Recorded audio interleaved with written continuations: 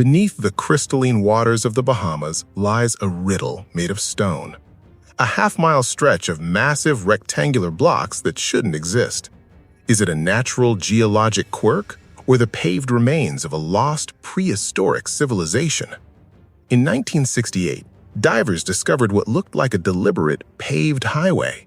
The blocks are perfectly aligned, some weighing over 5 tons. They sit in just 20 feet of water, mocking our modern understanding of the ancient Atlantic world. This wasn't just a random find. Decades earlier, a famed psychic predicted that a temple would be risen near Bimini. When these stones appeared, the world stopped. Was this the rising of Atlantis that Edgar Cayce had foretold? For over 50 years, geologists and archaeologists have been at war. One side claims it's beachrock that fractured naturally. The other points to the precision, the corners, and the layers of leveling stones beneath the primary road surface. Today, we strip away the myths and the skepticism. We are diving deep into the forensic evidence of the Bimini Road. We will examine the high-precision engineering and the haunting possibility that a forgotten empire once walked these stones. In 1940, Edgar Cayce, the sleeping prophet, made a startling claim. He predicted that Poseidia, a portion of Atlantis, would be discovered near Bimini in 1968 or 1969. To his followers, the 1968 discovery was a miracle. Cayce described a sunken temple, a hall of records, and a civilization that harnessed energy through giant crystals. When Dr. Manson Valentine looked down into the water 30 years later, he saw exactly what Cayce had seen in his visions. Valentine wasn't looking for a road, but he found a megalithic structure stretching 1,600 feet. The stones were laid out in a distinct J shape, with some blocks featuring rounded edges that suggested deliberate, artistic, or functional masonry. Skeptics quickly moved in, calling it beachrock. They argued that natural erosion creates rectangular fractures in limestone. But beachrock doesn't usually form two distinct parallel tracks with smaller stones tucked underneath for support. Nature rarely builds with such intent. If this is nature's work, she is a master of mimicry. But if it is man-made, we are looking at a history that has been erased by the rising tides of the last great ice age. Let's look closer. In the 1970s, core samples were taken to end the debate. Geologists claimed the internal structure of the rocks matched the surrounding seafloor. To them, the case was closed. The Bimini Road was a natural formation of fractured limestone. They argued that as the shoreline receded, the limestone dried and cracked into blocks. Over thousands of years, the tide rounded the edges. It's a common phenomenon known as tessellated pavement. But the Bimini blocks are uniquely thick and massive. Look at the comparison.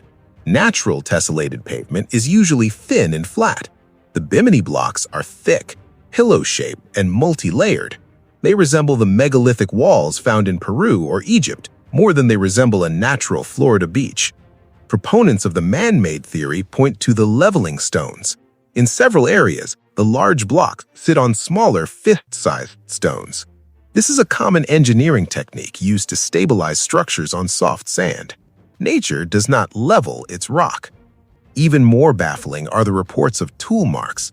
Some divers claim to have seen straight lines and notches that could only be made by a wedge or a chisel. These markings are often dismissed as scratches from anchors, but they persist.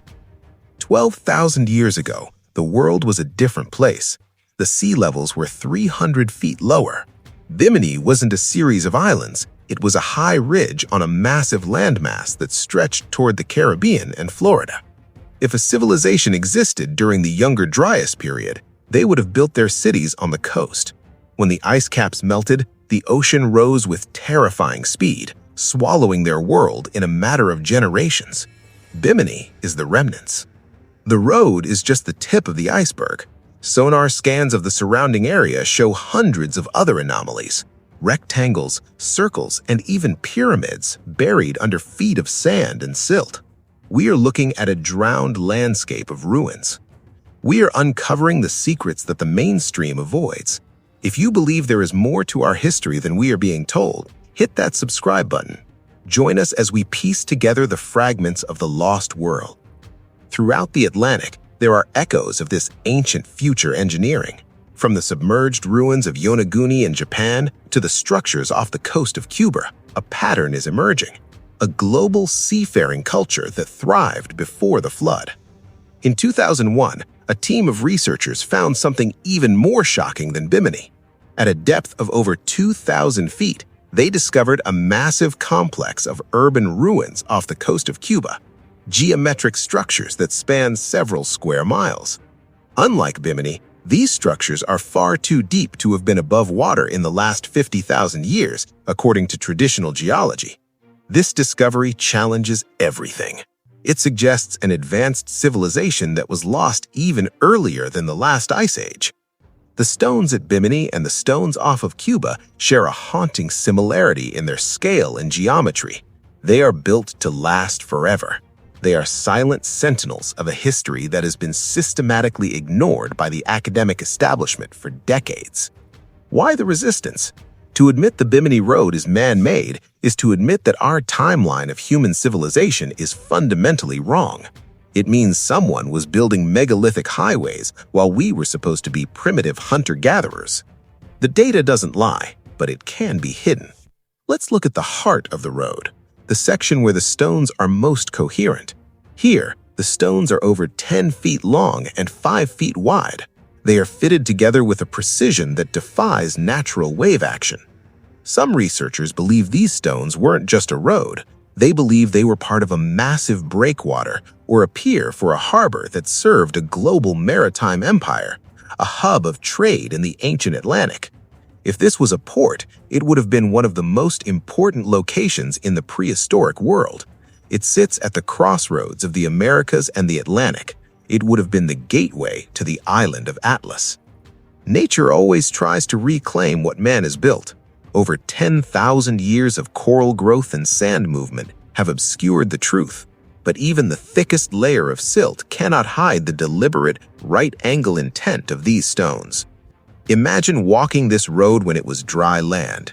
To your left, a thriving city of stone and wood. To your right, the vast blue Atlantic. This was the pinnacle of a lost era, an era we are only now rediscovering. Plato's account of Atlantis is often dismissed as a fable. He described an empire that existed 9,000 years before his time, placing it exactly at the end of the last ice age. The timeline matches the Bimini Road perfectly. Plato described a city of concentric circles and massive stone walls. While the Bimini Road is linear, it represents the kind of large-scale maritime engineering Plato spoke of. It is a piece of the puzzle that refuses to fit the natural narrative. Cayce's fire crystals and Plato's orichalcum suggest a civilization with a deep understanding of energy. Some fringe researchers believe the Bimini Road was actually part of a massive acoustic or electromagnetic array, a highway of energy, not just stone. Is it possible we are looking at technology we don't yet understand? We call it a road because that's what it looks like to us, but to them, it might have been something entirely different, a conductor, a foundation. Artifacts have been reported. Strange marble cylinders, carved stones, and metallic shards have been pulled from the waters around Bimini. Most are lost or hidden in private collections, far from the prying eyes of independent researchers. Near the road, divers have discovered what appeared to be marble columns. Some are perfectly cylindrical, others are fluted. Geologists claim they are ballast from colonial ships, but the sheer volume and weight suggest something much more ancient. Why would a colonial ship dump hundreds of tons of perfectly carved marble in the exact same spot as a prehistoric stone road? The ballast theory is a convenient way to explain away architectural evidence that shouldn't be there. Then there is the J shape. The road ends in a perfectly executed curve. Natural geological fractures follow straight lines or chaotic patterns. They do not follow the purposeful sweeping arc of a grand entrance or a defensive wall. This curve suggests intent. It suggests a plan. Someone stood here and designed this structure to withstand the power of the Atlantic, and for thousands of years, even submerged, it has held its ground against the currents. We are looking at a forensic crime scene where the victim is history itself. The evidence has been washed by the tides, buried by the sand, and dismissed by the experts. But the stones remain. They are persistent. If we look globally, Bimini is no longer an outlier. In Egypt, we see 100-ton blocks moved with impossible precision. In Peru, the walls of Sacsayhuaman feature interlocking stones that even a razor blade cannot fit between. The Bimini style of masonry is found across the ancient world. It is the signature of a megalithic culture that prioritized longevity and earthquake resistance. Why do we assume the Atlantic was the only place they didn't build? There are those who suggest a world grid, a network of sacred sites placed with mathematical precision. Bimini sits on a major node of this grid. If this road was part of that network, its purpose was far from mundane. Was this a place of ritual? A place where the sky met the sea? The ancient inhabitants of this land were not just surviving, they were thriving in a world that was technologically and spiritually sophisticated beyond our current understanding. The heart of the mystery is why we are so afraid of it. Why is the possibility of an advanced ancient past treated like a threat? Perhaps because it means we aren't the first, and we won't be the last. Modern technology is finally catching up to the mystery. High-resolution sonar, ground-penetrating radar, and 3D photogrammetry are allowing us to see through the sand and the skepticism. What we are finding is a city, not a road. Just miles from the road, massive structures have been identified buried under the sediment. These mounds have the distinct geometric footprint of pyramids and temples. We are looking at an entire civilization that has been preserved in a watery tomb. The data suggests that the Bimini Road was a quay, a massive stone dock for a harbor that was once bustling with ships. The ships were not made of wood and rope, but of materials that have long since decayed. If this was a port for a global empire, it would explain why we find similar structures on opposite sides of the Atlantic. It was a world connected by the sea long before the first modern map was ever drawn. The tragedy of Bimini is the tragedy of humanity's short memory. We forget the giants on whose shoulders we stand. We look at a highway and see natural rock because we cannot imagine a world more advanced than our own. Is the Bimini Road a natural formation? Science says it's possible. Is it a man-made road? The evidence says it's likely. But the truth doesn't care about our labels. The truth simply is.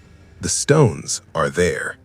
Every year, the Atlantic tides shift the sand, revealing more of the road and then hiding it again. It is a slow, rhythmic unveiling of a secret that the ocean has guarded for 12,000 years. The mystery is breathing. We are living in an age of rediscovery. The Bimini Road is just one chapter in a much longer, much older story. A story of a high-precision civilization that mastered the stone and the sea before the world went dark. What will it take to finally accept the truth? Perhaps a single artifact, perhaps a more detailed scan, or perhaps just the courage to look at these stones and see the work of a master, not an accident. The Bimini Road remains, a highway to nowhere or a highway to our forgotten past. The Atlantic still holds its breath, waiting for us to remember what was lost beneath the waves. The evidence is beneath our feet.